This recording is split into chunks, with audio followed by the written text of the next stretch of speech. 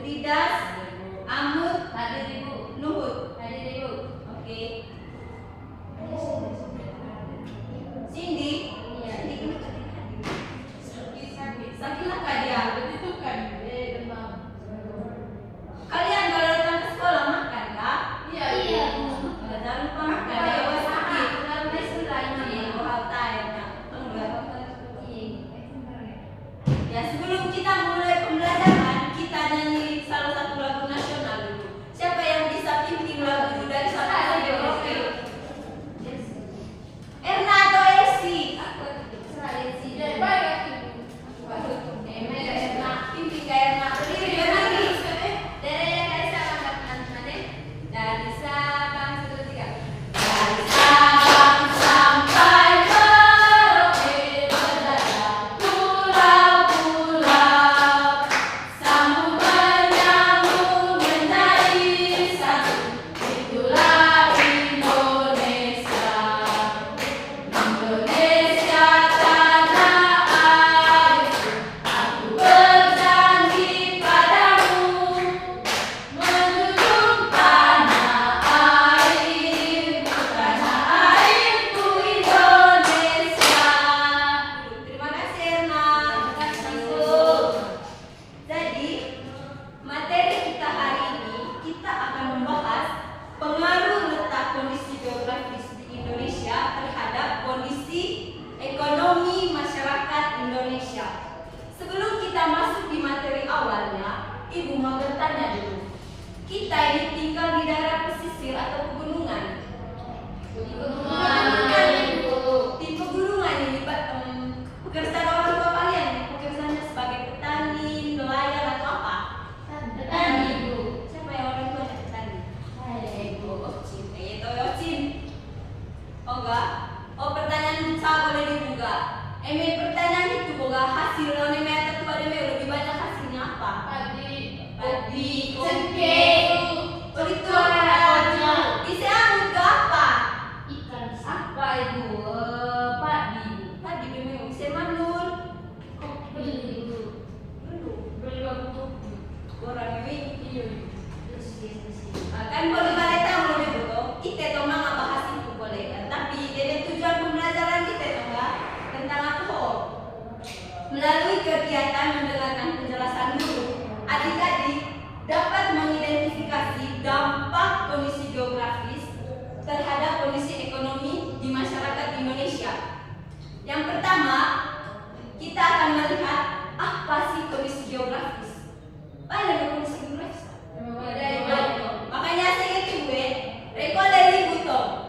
Kondisi geografis adalah keadaan atau ciri-ciri suatu wilayah berdasarkan letak, bentuk, dan unsur-unsur alam yang dimilikinya, seperti iklim, topografi, flora dan fauna, serta sumber daya alam.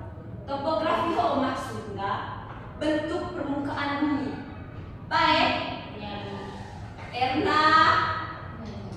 Oleh kondisi geografis soba, mengasang negara kepulauan. Negara Indonesia termasuk negara kepulauan. Ia memiliki negara kepulauan terbesar di dunia. Dia memiliki kepulauan 17.000 pulau. Di antaranya ada yang dihuni dan ada yang tidak dihuni. Yang dihuni itu ada 7.000 pulau, sedangkan yang tidak dihuni atau tidak bernama ada 11.000 pulau. Oke? Mengerti gak? Apa pengertian kondisi geografis? Lidas? Keadaan atau ciri-ciri suatu wilayah berdasarkan unsur letak dan unsur-unsur alam yang dimilikinya, seperti iklim, topografi atau bentuk permukaan bumi, flora dan fauna, dan sumber daya alam. Tepuk salut dulu, Lidas. Tepuk salut. Salut, salut.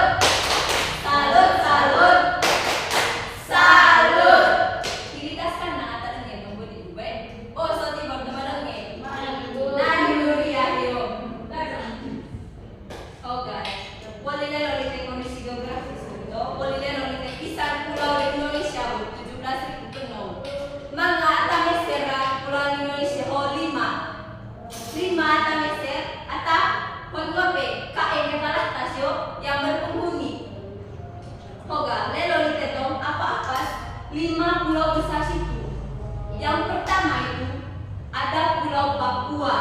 Yang kedua, Pulau Kalimantan. Ketiga, Pulau Sulawesi. Keempat, Pulau Sumatera. Kelima, Pulau Jawa. Dengar tunggu ibu. Ya, Ibu. Pulau apa? Oh, pertama pulau apa? Papua. Kedua, Kalimantan. ketiga, keempat, Sulawesi. kelima.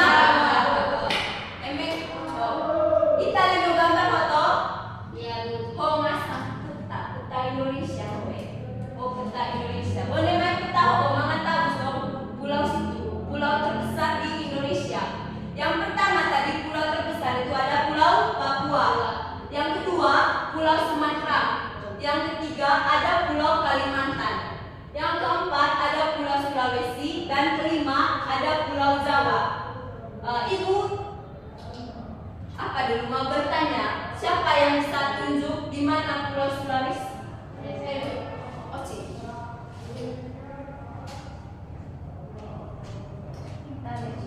Teman-teman Pulau Sulawesi. Terima kasih Oci. Oga Elsi, Pulau Jawa.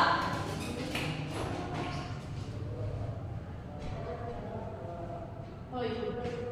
Terima kasih Elsi ya. Jadi itu bawa Pulau Jawa, Abu Pulau Sulawesi, so tunjuk loh Elsi Abu, Oci.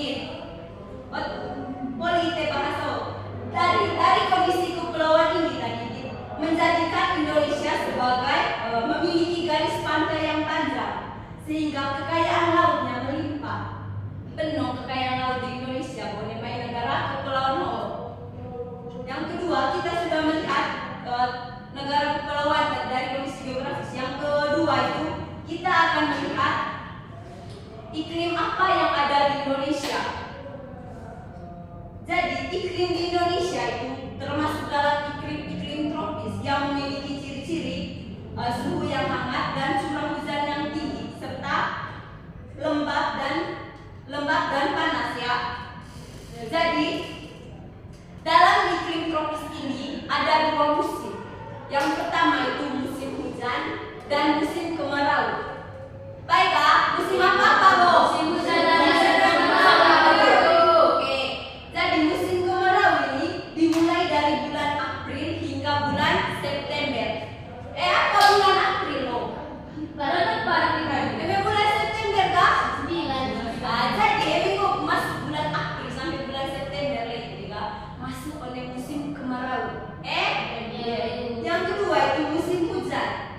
Musim hujan dimulai dari bulan Oktober dan hingga bulan Maret tahun 2020. Bulan Oktober oh bulan apa? Bulan 10. Namanya bulan Maret apa?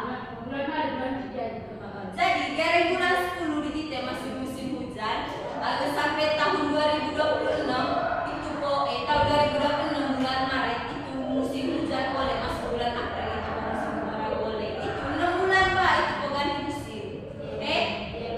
Dari kedua musim ini menjadikan kehidupan Indonesia ini memiliki dampak positif dan dampak negatif.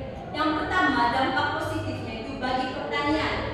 Di pertanian ini memberikan lahan yang subur atau hasil yang baik bagi pertumbuhan yang ditanam oleh petani. Yang kedua itu dampak negatifnya itu bencana alam. Bencana alam juga seperti longsor, banjir, itu dan musim kemarau yang panjang buat teman baik. Apa bang yang beda? Emang musim kemarau? Emang nak itu menghasilkan apa tuh? Apa tanya emang mau dimengerti baik kok?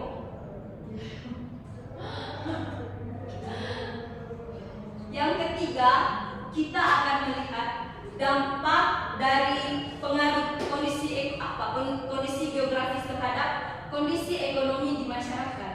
Jadi ada dua dampak positif dan dampak negatif. Yang pertama, kita akan melihat dampak positifnya. Dampak positifnya ada 4. Dari kondisi geografis ini tadi ada 4 dampak positifnya. Yang pertama, potensi sumber daya alam yang melimpah. Potensi sumber daya alam yang melimpah. Jadi, letak geografis Indonesia diapiti oleh 2 benua dan 2 samudra. Siapa yang tahu 2 benua dan 2 samudra itu? Erna? 2 benua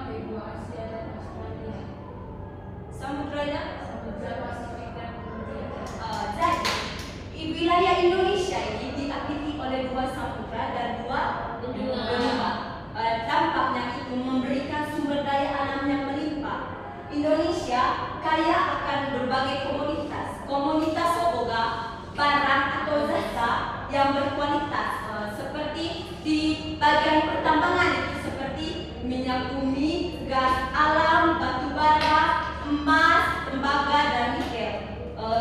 Emas ini bisa kita temukan di Pulau Papua. Di Pulau Papua itu banyak emas. Jadi mereka ini hasil keuangannya sehari-hari itu mereka kerja di pertambangan emas.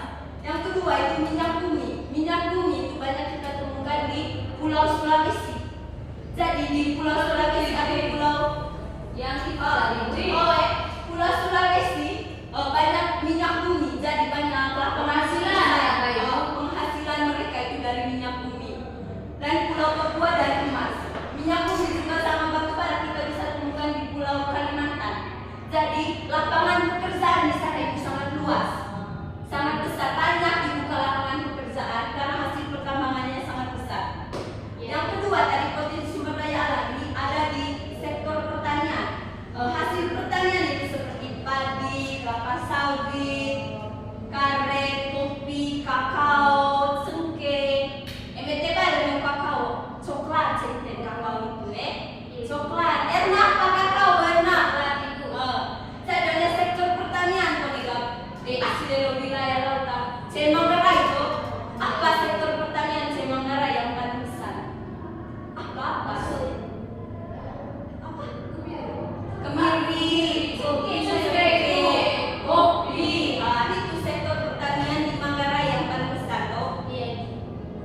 Jadi pemanfaatan sumber daya alam ini menjadikan sektor utama perekonomian Indonesia. Onemen potensi alam Hobong sebagai sektor paling utama di negara Indonesia. Yang kedua, kita akan melihat jalur perdagangan internasional. Di jalur perdagangan internasional ini, Indonesia memiliki letak yang sangat strategis, di mana memudahkan akses terhadap pasar internasional, baik untuk ekspor maupun untuk impor. Saya ingatakan arti ekspor atau impor. Jadi, Erna luhut apa ekspor? Ekspor itu masukkan barang dari negara lain ke negara kita sendiri. Itu Impor juga barang dari negara Indonesia ke negara lain.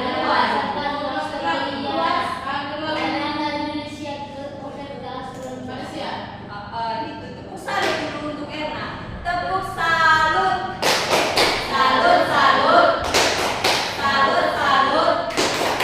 Salut. Jadi ekspor dan impor tadi seperti yang dikatakan oleh Erna tadi, ekspor itu barang dari luar negeri yang masuk ke negara Indonesia. Sedangkan untuk impor tadi barang dari negara Indonesia yang dikirim ke luar negeri. Contohnya ekspor ini baju-baju yang dari Korea itu baju bulu domba yang dikirim ke Indonesia. Itu sih. Boleh juga kalau impor itu contohnya beras dari Pulau Sumatera ini atau Kalimantan kirim ke Malaysia. Jadi beras yang di Malaysia itu dikirim dari Indonesia.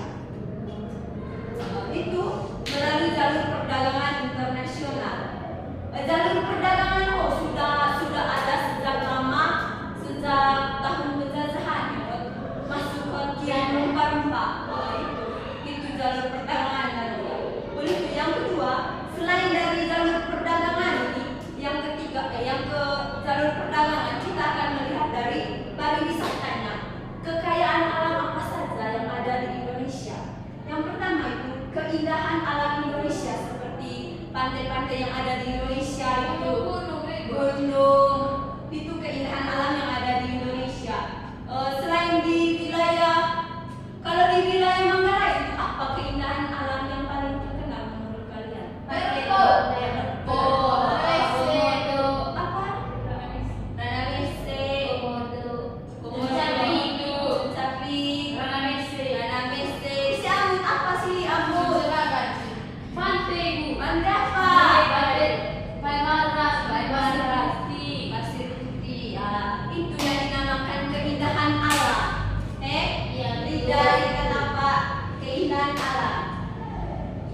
kedua, keragaman flora dan fauna. Flora yang disebutkan dengan tumbuhan, sedangkan fauna hewan. Jadi fauna yang terkenal di NTT itu apa? Komodo. Untuk floranya apa ya?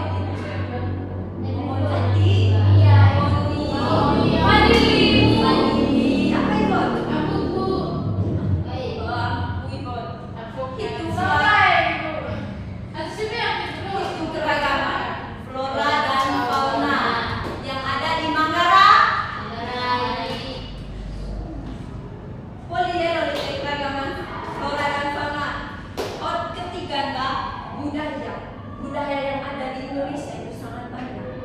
Contohnya yang paling terkenal itu di budaya Bali ya. Budaya Bali yang banyak turis-turis asing itu untuk menonton tarian apa itu tarian kecak ya.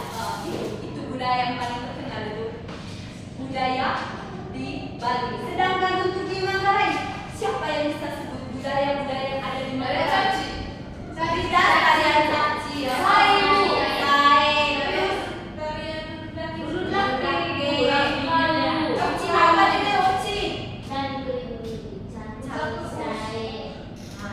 Itu budaya yang ada di Manggarai. Kalau di wilayah Indonesia ini untuk budayanya itu sangat banyak, dan itu menjadi para turis-turis asing itu menjadi ingin menonton budaya-budaya yang ada di Manggarai di Indonesia, khususnya di Pulau Bali tadi. Di Bali banyak sekali budaya-budaya. Labuan Bajo, kan di Labuan Bajo tadi yang terkenal itu Komodo, Pulau Komodo. Turis-turis asing itu ingin melihat seperti apa itu Komodo. Ada juga hotel-hotel di Labuan. Iya, hotel-hotel di Labuan Bajo itu sangat banyak ya. Karena Selain itu juga ada Verbo. Verbo itu menjadi apa yang kedua itu? Tidak.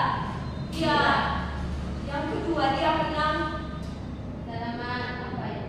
yang di Jerman. Dia juara duanya. Verbo. Karena Verbo ini sangat bagus. Kan dia di atas gunung toh? Iya. Aku Tangan di sini Verbo itu. Krisis aku yang keempat ini potensi perikanannya. Perikanan di Indonesia itu sangat banyak. Kenapa? Sebagai negara kepulauan, Indonesia memiliki wilayah laut yang luas. Dengan potensi laut yang luas ini memberikan perikanan yang sangat besar. Hal ini meningkatkan pendapatan masyarakat di pesisir pantai. Kalau di pesisir pantai itu apa pekerjaannya? Nelayan. Jadi para nelayan itu mendapatkan keuntungan yang sangat besar dari wilayah laut yang luas tadi.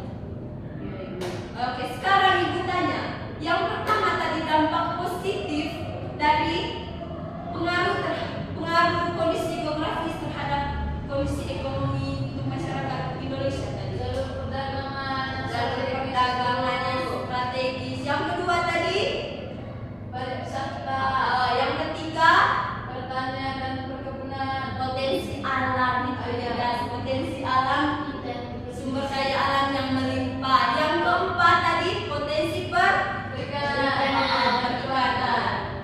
Kita sudah melihat dampak positif dari kondisi geografis terhadap kondisi ekonomi di masyarakat Indonesia. Yang kedua ada dampak negatifnya. Toh ya tadi yang keadaan.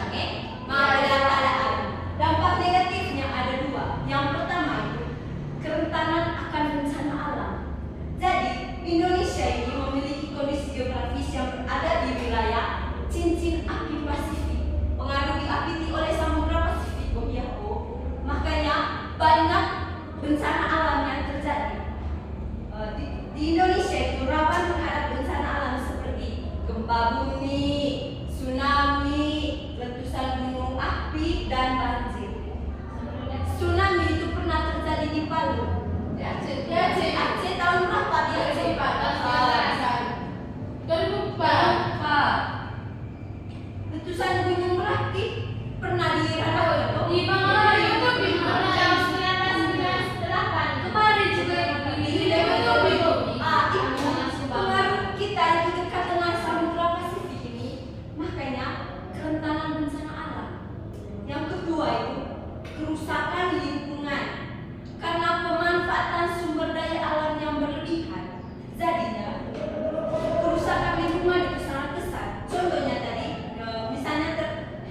menyebabkan kerusakan lingkungan ini yang pertama itu tebang pohon. Ini tebang pohon sembarangan di Singapura yang jelas longsor ya atau kerusakan lingkungan. Itu mata airnya hilang. Jadi murah mata air itu kan. Perekonomian Indonesia itu memiliki waktu yang jangka panjang itu untuk memulai dari akar. Sehingga dampak negatif ini dilakukan reboisasi atau penghijauan ulang, penanaman pohon kembali toh, itu reboisasi itu.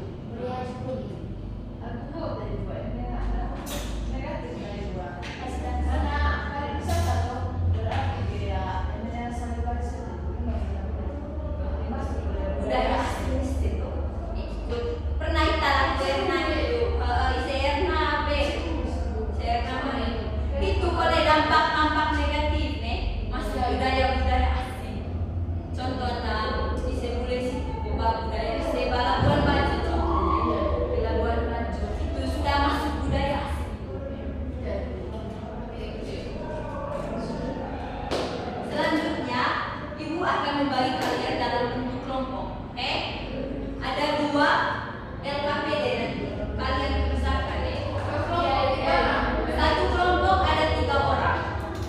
Kelompok 1, kelompok 2. Silakan kerja.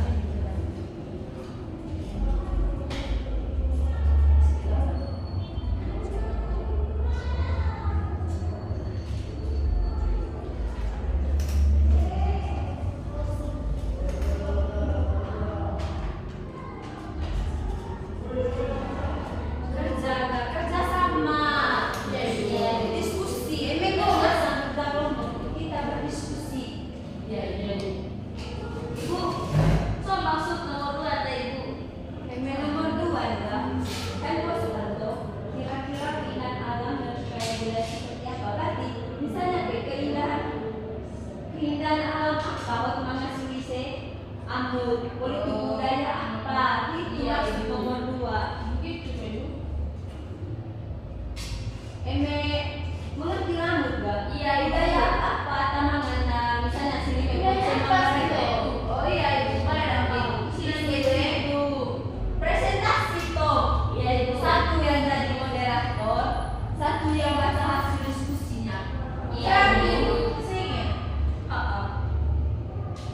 Kelompok 1 sudah diskusi namanya.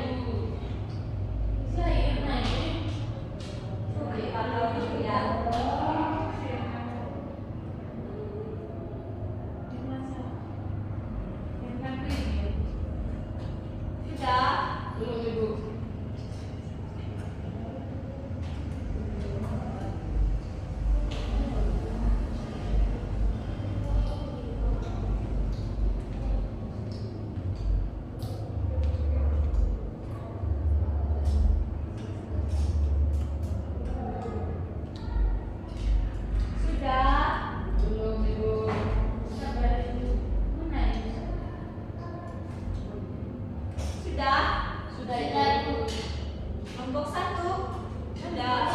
Kelompok 2 sudah ibu. Sudah kelompok 1 presentasi sudah. Siapa yang jadi moderator? Erna Manu di tengah.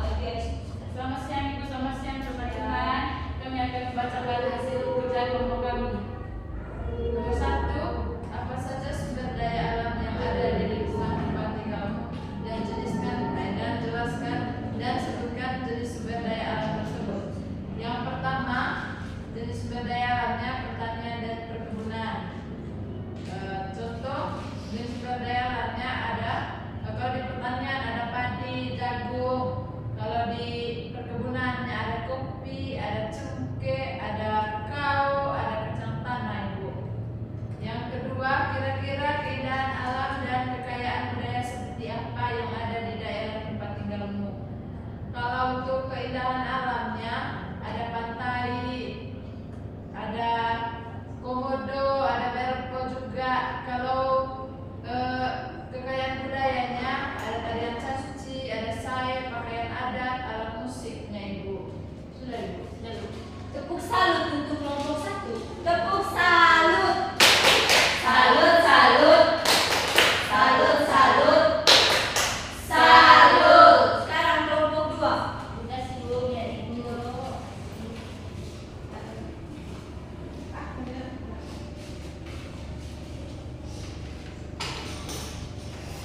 Terima kasih waktu dan kesempatan yang diberikan kepada kami.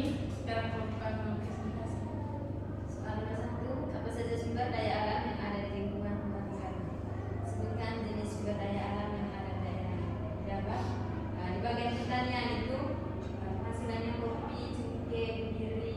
Di perkebunan yaitu bacang tanah sama bambu. Soal nomor 2, kira-kira keindahan alam dan kekayaan budaya seperti apa yang ada di daerah tempat tinggal? Keindahan alamnya itu yang pertama itu pantai. Seperti di mana tuh ada Gunung Ranaka, Balupo. Budaya itu caci, tarian sae, kain adat dan alat musiknya itu seperti gong dan contoh alat musiknya apa? Gendang. Tepuk salut untuk kelompok 2. Tepuk salut. Salut, salut. Salut, salut. Salut. Sekarang untuk kelompok 2. Iya, Ibu. Jadi, jawaban kalian semua itu sama-sama benar ya. Pertanyaan dari Ibu tadi kalian jawab dengan benar. Di mana tadi ada pertanyaan budaya apa yang ada di Manggarai di sekitar tempat tinggal Luto. Kalian sudah jawab tadi ada tarian caci, sae, ada alat musiknya tadi dan pakaian adat. Sedangkan di sumber tadi di sumber daya alam yang ada di lingkungan tempat tinggal kalian sudah jawab tadi ada pertanian dan perkebunan yang dimana jenis sumber daya alam itu seperti kopi, cengkeh, kakao buat coklat atau kacang tanah. Kalian sudah jawab semua tadi. Jadi untuk kesimpulannya kita langsung kesimpulan saja karena kalian sudah mengerti tentang materi pengaruh letak kondisi geografis terhadap kondisi ekonomi di Indonesia. Kesimpulan dari materi ini tadi di mana letak dan kondisi geografis Indonesia ini memberikan pengaruh yang sangat kompleks bagi masyarakat Indonesia meskipun memberikan potensi berupa sumber daya alam, perdagangan dan pariwisata yang sangat besar dan potensi perikanan yang sangat luas, wilayah lautnya yang sangat luas. Jadi untuk materi kita ini cukup sampai di sini saja. Selanjutnya untuk materi selanjutnya kita bahas minggu depan. Oke? Ya Bu. Sekarang Ibu minta Esi untuk pimpin kita dalam doa.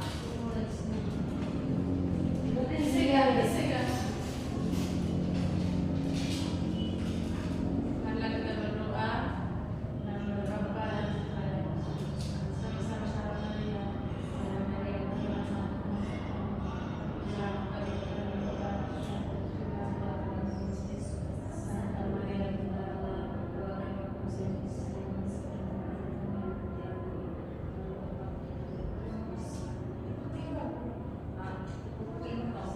Tepuk terima kasih.